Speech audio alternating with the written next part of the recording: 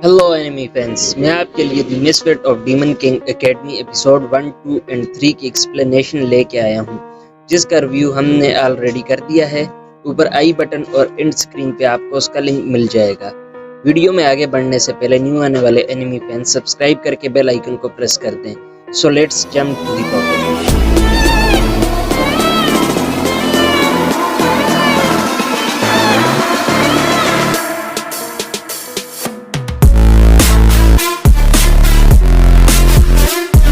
2000 साल पहले एक मिस्टिकल वर्ल्ड में एक डीमन था जिसने ह्यूमन रेल्म, डीमन रेल्म और स्पिरिचुअल रेल्म में बहुत ही ज़्यादा तबाही मचा दी थी। अब इस इंसिडेंट को 2000 साल गुजर चुके हैं और उस डीमन की डेथ भी हो गई है। अब इस प्रेजेंट टाइम में एक ऐसा स्कूल बनाया गया था जो डीमन किंग के डिसेंडेंट्स में से न्यू डीमन किंग चूज करने के लिए था। अब वो सारे डिसेंडेंट्स डीमन किंग नेम की एक एकेडमी में एजुकेशन लेंगे और फ्यूचर में उनमें से कोई एक डीमन किंग चूज किया जाएगा। एनिमी की स्टार्टिंग में हमें एक एंट्रेंस एग्जाम बताया जाता है जिससे वो वर्दी डिसेंडेंट्स ही डीमन किंग एकेडमी ज्वाइन कर सकते हैं। एंट्रेंस एग्जाम को 3 डिफरेंट कैटेगरीज में डिवाइड किया गया है, जिसमें पहला फिजिकल टेस्ट होगा, सेकंड मैजिक पावर टेस्ट होगा और थर्ड एप्टीट्यूड टेस्ट होगा।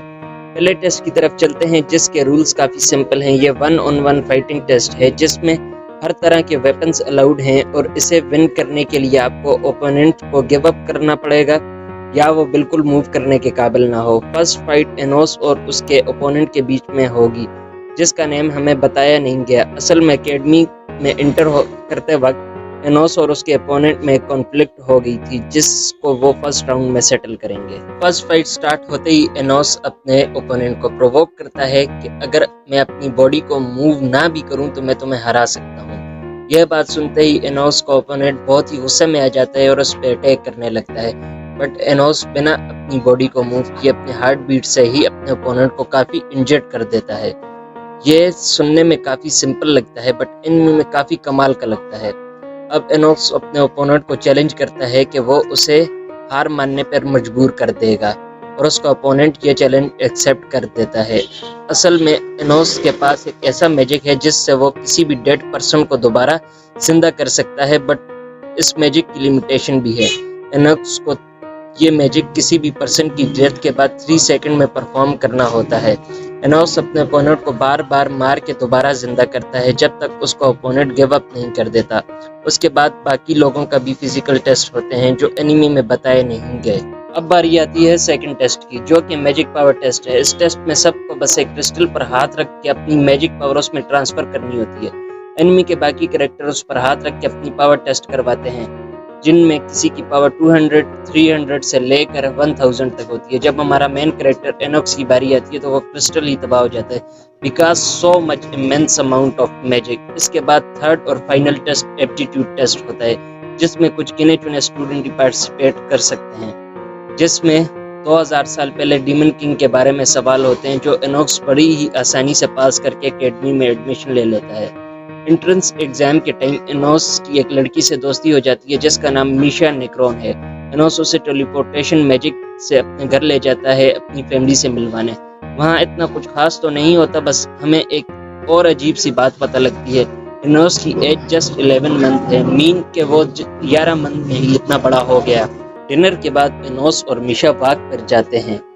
वहाँ एक डीमन लॉर्ड एनोस का रास्ता रोक के उसके अराउंड एक अरीना बिल्ड कर देता है। एंट्रेंस एग्जाम के टाइम एनोस ने जिस अपोनेंट को ह्यूमिलेट करके हराया था, ये डीमन लॉर्ड उस अपोनेंट का बड़ा भाई है और डीमन लॉर्ड बोलता है एनोस ने नॉन प्योर ब्लडेड होते हुए एक pure blooded demon king descendant को इतना ज्यादा डिसरिस्पेक्ट किया, इस वजह से वो एनोस को जान से मार देगा। डीमन लॉर्ड अपने सोल्जर के साथ मिलकर एनोस पे अटैक करता है, जिसमें वो मैजिक सर्कल बनाते हैं, बट एनोस बिना कुछ किए उनके मैजिक को उनके हाथ में ब्लास्ट कर देता है, जिससे सारे कमजोर सोल्जर वहीं मर जाते हैं। अब सिर्फ डीमन लॉर्ड बचा है। जिस टाइम डीमन लॉर्ड ने अरीना बनाया था उस टाइम डीमन लॉर्ड ने अपने भाई को भी मार दिया था क्योंकि वो एक नॉन प्योर ब्लडेड डीमन से हार गया था। अब डीमन लॉर्ड एक फॉरबिडन मैजिक यूज करता है जिसे सोर्स मैजिक बोलते हैं। इतना पावरफुल मैजिक यूज करने के बाद भी एनोस को कुछ नहीं होता। एनोस डीमन लॉर्ड के मरे हुए भाई को ज़ोंबी में जिंदा करके डीमन लॉर्ड पर ही उसके भाई से हमला करवाता है। फिर एनोस कहता है डीमन लॉर्ड अगर अपने भाई को दोबारा चाहता है तो उसे उस पर पूरी फेथ रख के अपने भाई को बुलाना होगा। पहले तो डीमन लॉर्ड डर जाता है, बट वो एनोस की बात मान लेता है तो उसे उसका भाई मिल जाता है। इतना सब कुछ होने के बाद दोनों भाई एनोस के खिलाफ ग्रज रखते हैं और वो उससे पूछते हैं कि तुम कौन हो। एनोस जवाब देता है वो 2000 साल पहले वाला डीमन किंग है और रीइंकार्नेट होके आया है। अब हमें 2000 साल पहले वाला एनोस बताया जाता है, जब एनोस वोल्डिकोट डीमन किंग था, जहाँ डीमन, ह्यूमंस और हेवेंस वर्ल्ड एक साथ होती हैं और इनमें हमेशा लड़ाई चलती रहती है। अब एनोस इन सब से तंग आकर ये लड़ाई हमेशा के लिए रोकने के लिए अपने ह्यूमन फ्रेंड हीरो कैनन से बोलता है। ये लड़ाई रोकने के लिए हीरो कैनन को उसे जान से मारना होगा। कैनन ऐसा ही करता है, जिसके बाद तीनों वर्ल्ड सेपरेट हो जाती हैं। अब प्रेजेंट टाइम में सीन शिफ्ट होता है, जहां एनोस मीशा नेक्रोन के साथ बैठा होता है, जहां उसे पता लगता है पास्ट से प्रेजेंट में डीमन किंग का नाम गलत पहुंचा है। असल में 2000 साल पहले एनोस वोल्डिकोट डीमन किंग था, बट यहाँ किसी को पता नहीं। अब एनोस की क्लास स्टार्ट हो जाती है, जहाँ एक टीचर आ जाती है और बोलती है एजुकेशन स्टार्ट होने से पहले तुम सबको 7 ग्रुप में डिवाइड किया जाएगा और हर ग्रुप का अपना लीडर होगा और जो लीडर बनना चाहता है वो अपना अपना हाथ खड़ा करे, जिसमें एनोस भी हाथ खड़ा कर देता है। बट टीचर बोलती है लीडर सिर्फ प्योर ब्लडेड डिसेंडेंट ही बन सकते हैं। जिसके बाद एनोस सबको अपनी पावर बताता है, तो टीचर को अपनी बात से पीछे हटना पड़ता है। उसके बाद टीचर अनाउंस करती है कि बाकी स्टूडेंट एनोस वोल्डिकोट, साशा नेक्रोन जो कि मीशा नेक्रोन की रियल सिस्टर है, या बाकी 5 किसी भी लीडर को अपने प्रेफरेंस के हिसाब से चूज कर सकते हैं। जिसके बाद सब लोग अपने अपने ग्रुप को ज्वाइन कर लेते हैं, जिसमें एनोस के साथ सिर्फ मीशा नेक्रोन ही होती है। आपको एक बात बताता चलूं कि डीमन किंग एकेडमी में प्योर ब्लडेड और नॉन प्योर ब्लडेड की रिस्पेक्ट में काफी फर्क है। यह बात एनोस को तब पता चलती है जब साशा नेक्रोन अपनी सिस्टर मीशा नेक्रोन को बुली करती है, because Misha non pure blooded है।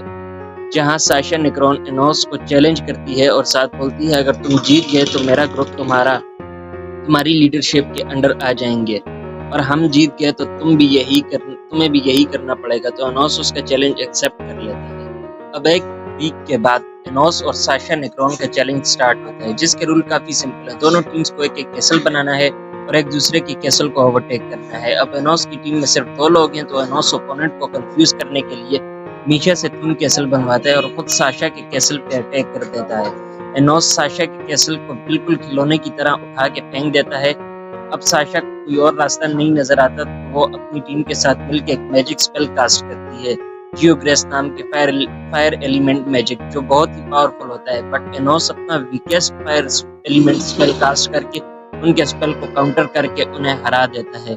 जिसके बाद अकॉर्डिंग टू चैलेंज कंडीशन अब साशा नेक्रोन एनोस की टीम में शामिल हो जाती है और मीशा और साशा के बीच में जो मिसअंडरस्टैंडिंग थी वो भी हमें क्लियर हो जाती है। नेक्स्ट डे एकेडमी में जब सब क्लास में जाते हैं तो उन्हें पता लगता है 1 ऑफ द 7 एल्डर डीमन इन्हें ग्रेट मैजिक यूज करना सिखाएगा। असल में ये 7 एल्डर 2000 साल पहले डीमन किंग की डेथ से पहले उसके ब्लड से बनाए गए थे, और एनोस ये अज्यूम करता है जो डीमन एम्पायर इन्हें लेक्चर देने आने वाला है वो एनोस को 2000 साल पहले से जानता होगा। लेकिन जब वो डीमन एम्पायर लेक्चर देने आता है तो एनोस को पता चलता है कि वो डीमन एम्पायर 2000 साल पहले से अपनी सारी मेमोरी खो चुका है।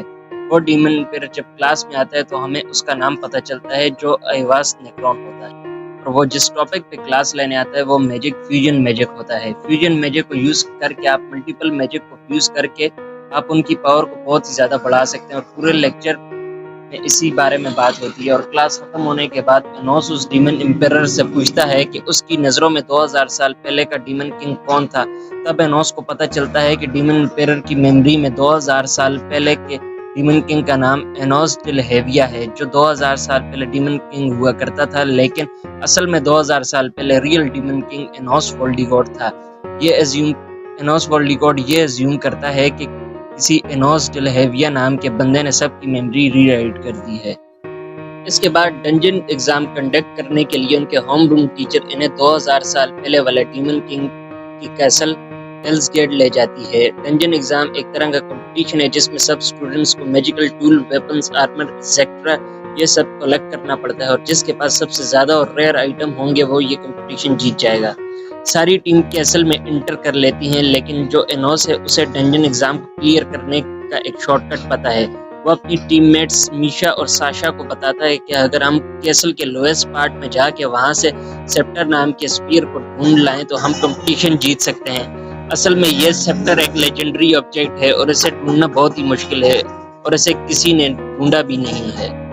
ये कैसल एनोस का ही है और उसे इसके सारे रास्ते पता हैं और वो ये जानता है कि सेप्टर को कैसे ऑब्टेन करना है। एनोस अपनी टीम के साथ कैसल में एंटर करता है और अपनी टीम को बहुत ही आसानी से सेप्टर तक पहुंचा देता है।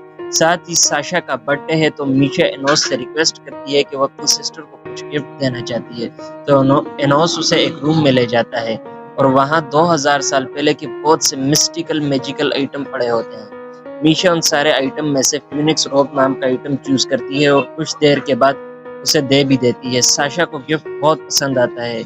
जैसे ही एनोस मीशा और साशा को अकेला छोड़ता है कुछ देर के लिए, साशा अपना सीक्रेट प्लान एग्जीक्यूट कर देती है। जैसे ही एनोस वापस आता है तो साशा एनोस को बोलती है उसने अपने फायदे के लिए एनोस की टीम ज्वाइन की और अगर एनोस मीशा को बचाना चाहता है तो सेप्टर साशा को दे दे। बट एनोस अपनी पावर यूज करके मीशा को बचा लेता है लेकिन साशा सेप्टर चुरा के भाग जाती है। तो गाइस, उम्मीद है आपको वीडियो पसंद आई होगी। नेक्स्ट 3 एपिसोड्स भी जल्दी आप तक पहुंचा दूंगा। तब तक चैनल को सब्सक्राइब करके बेल आइकन पे जरूर क्लिक करें।